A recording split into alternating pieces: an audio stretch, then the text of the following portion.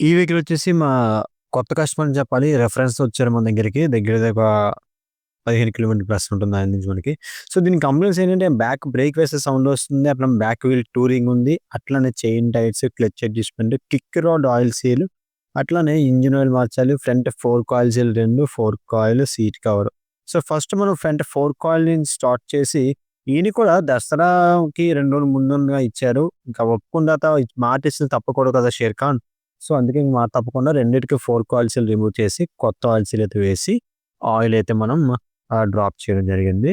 So, ఒక్కొక్క దానికి 175 ML oil వేసుకోవాలి. అండ్ దెన్ ఇది కిక్ రోడ్ ఆయిల్ సీల్ ఏదో పాతది తీసేసి కొత్త ఆయిల్ సీల్ అయితే వేయడం జరిగింది. అన్నీ కూడా జెన్యూన్ ఐటెమ్సే పడుతున్నాయి. ఎందుకంటే ఆయిల్ సీల్ విషయంలో తేడా ఏందంటే ధూళి రేగిపోతుందనమాట.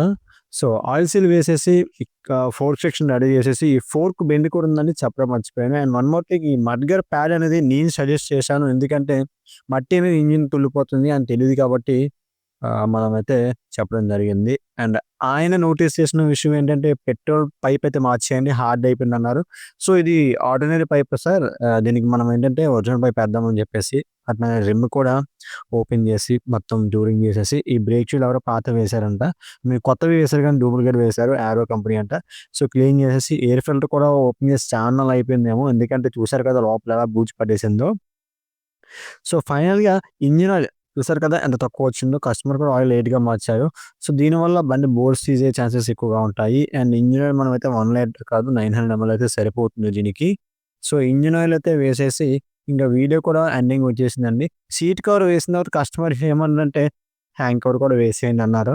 సో, కస్టమర్ కోరిక మేరకు ఆయన చూపించి ట్యాంక్ కవర్ కూడా వేయడం జరిగింది.